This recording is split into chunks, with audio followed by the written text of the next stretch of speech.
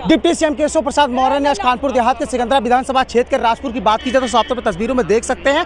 साल का पहला दिन है, 1 जनवरी यहाँ पर आते हैं, जनता को संबोधित करते। अगर बात की जाए तो उन्होंने साफ तौर पर 2027 के चुनाव को लेकर अपील की है कि एक बार फिर से यूपी की जनता संभल जाए। जो विपक्ष में भी जमकर निशाना साधा, उनका कहना था ये जो पीडीए है एक फर्जीवाड़ा है, तो वहीं पर गरीबों में कम्बल बांटा। ये नगर पंचायत का पहला कार्यक्रम था क्योंकि यहाँ पे बीजेपी की जो सीट निकली है नगर पंचायत अराजकता से, माफियागिरी से मुक्त हो जाएगा दोनों हाथ में बताओ, हो जाएगा ना। चलिए आप सब पर भरोसा है। इस समय मतदाता सूची का शुद्धिकरण चल रहा है। आप बताओ जो मतदाता सूची का शुद्धिकरण चल रहा है किसी को मालूम है? जिनको मालूम है जरा हाथ उठा के बताओ, मालूम है? बहुत लोगों को नहीं मालूम है।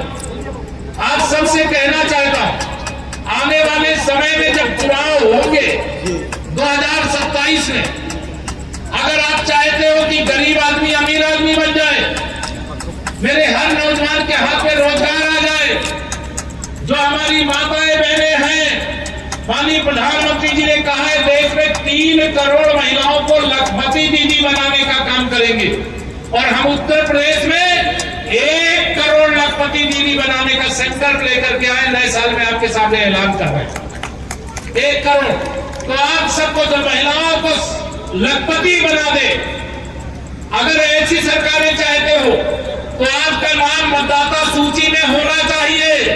अगर मतदाता सूची में नहीं होगा तो आप आने वाले चुनाव में वोट नहीं डाल पाओगे।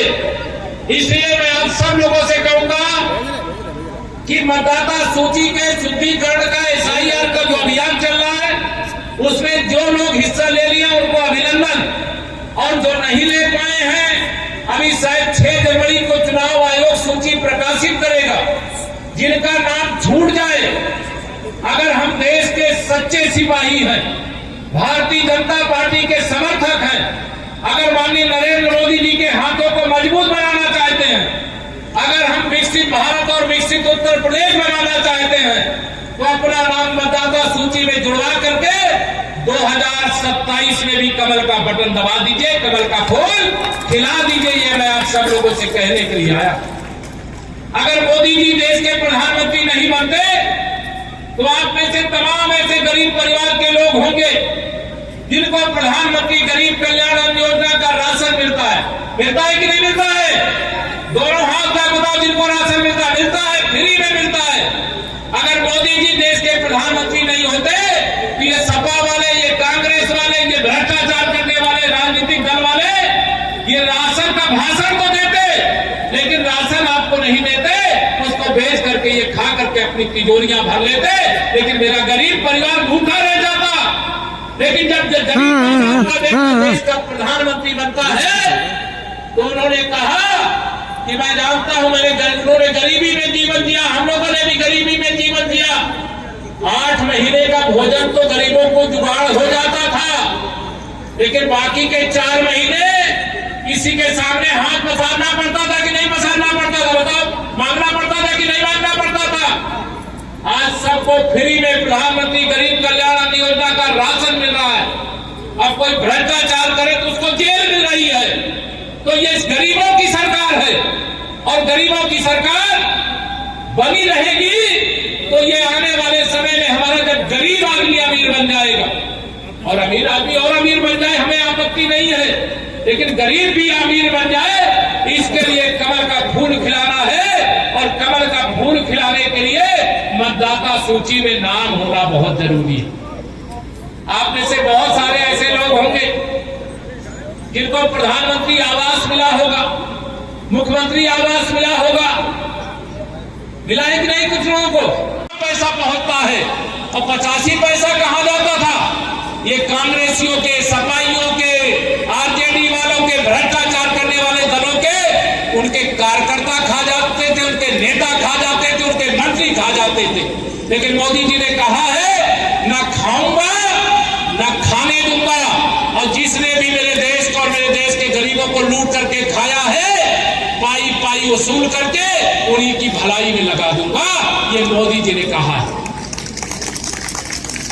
और इसलिए मैं आप सबको कहना चाहता हूं, आज साल का पहला दिन है 2024 के लोकसभा चुनाव में ये विपक्ष के लोगों ने बहुत दुष्प्रचार किया था, जनता के बीच में कह दिया कि भारतीय जनता पार्टी के अगर 400 सांसद जीत जाएंगे तो यह संविधान खत्म कर देंगे। संविधान के दुश्मन कह रहे थे संविधान हम खत्म करेंगे। हम संविधान के पुजारी हैं, बाबा साहब डॉक्टर भीमराव अंबेडकर के पंचतीर्थ बनाने वाले हैं। हम वंदे मातरम की 150वीं वर्षगांठ मना करके देश को जगाने वाले हैं।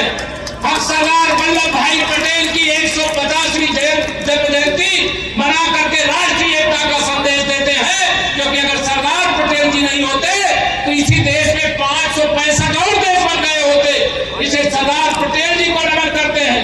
वंदे मातरम की रचना करने वाले बंकिम चंद्र चट्टोपाध्याय जी को नमन करते हैं। और परम पूज्य अटल बिहारी वाजपेयी जी का जन्म शताब्दी वर्ष है। जन्म शताब्दी वर्ष पर पूज्य अटल बिहारी वाजपेयी जी को भी नमन करते हैं, क्योंकि उन्होंने परमाणु शक्ति संपन्न राष्ट्र बनाने का काम भारत को किया है। तो ऐसे अनेक महापुरुषों, राष्ट्रीय स्वयंसेवक संघ जिसका मैं स्वयंसेवक हूं, उसका भी शताब्दी वर्ष है, जिसके सबसे प्रचारक माननीय नरेंद्र मोदी जी, ऐसे अनेक अनगिनत लोग हैं जिन्होंने रामलला का भव्य मंदिर बनाया, जिन्होंने जम्मू कश्मीर से 300 करते हैं, मतदाता सूची के नाम पर दुष्प्रचार कर रहे हैं, लेकिन अंदर अंदर मतदाता सूची के काम में वो भी लगे हैं और जिनका तुष्टीकरण करते हैं उसमें से भी अधिकांश लोग उन्हीं के लिए लगे हैं। मैं आप सबका आह्वान करना चाहता हूं, मतदाता सूची में अपना नाम जुड़वा करके लोकतंत्र को मजबूत करने के लिए 2024 में लोकसभा का चुनाव हुआ, लेकिन उस चुनाव में भारतीय जनता पार्टी को हमें अकेले बहुमत नहीं मिला था। एनडीए की सरकार तो बनी, मोदी जी तीसरी बार प्रधानमंत्री बने, लेकिन भारतीय जनता पार्टी जैसे 2014 में बड़ा बहुमत लेकर के, 2019 में बड़ा बहुमत लेकर के एनडीए के दलों के साथ सरकार बनाया, इस बार भारतीय जनता पार्टी 272 से नीचे रह गई। मैं आप सब लोगों से आह्वान करूंगा, ये दुष्प्रचार करने वाले आएंगे, क्या कांग्रेस गरीबों का भला कर सकती है क्या? दोनों हाथ लग दो, कर सकती है क्या? ये समाजवादी पार्टी वाले आपका भला कर सकते हैं क्या? दोनों हाथ रख दो, कर सकते हैं क्या? ये आपको लूटने का काम कर सकते हैं। इनके गुंडे, अपराधी, माफिया आपकी जमीनों पर कब्जा कर सकते हैं। ये तुष्टीकरण कर सकते हैं, आतंकवादियों के मुकदमे वापस ले सकते हैं, अपराधियों का संरक्षण कर सकते हैं, ये जातिवाद कर सकते हैं, लेकिन ये गरीबवाद और विकासवाद कभी नहीं कर सकते। बिना भेदभाव के काम नहीं कर सकते।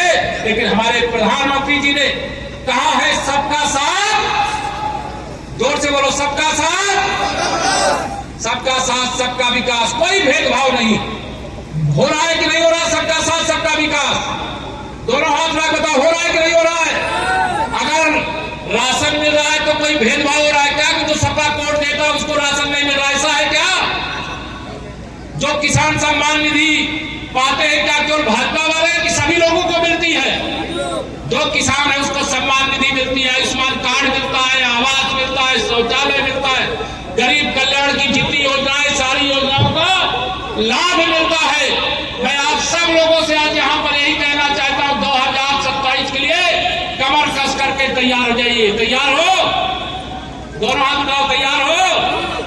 2024 के लोकसभा चुनाव के बाद 2024 में ही विधानसभा का चुनाव हुआ हरियाणा में, और वहां 2/3 बहुमत से भारतीय जनता पार्टी जीती और श्री नायब सिंह सैनी वहां मुख्यमंत्री बने।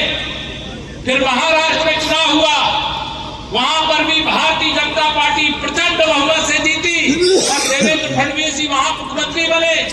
और 2025 जो अभी बीता है, दिल्ली प्रदेश का विधानसभा चुनाव हुआ, 26 साल बाद भाजपा का कमल खिला, रेखा गुप्ता जी वहां पर मुख्यमंत्री बनी।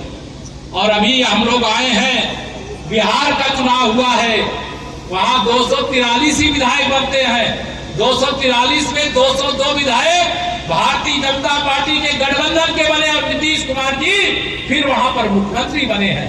संतुलन बिगड़ा हुआ, बिगड़ा है कि नहीं बिगड़ा है? बताओ जोर से, बिगड़ा है कि नहीं बिगड़ा है?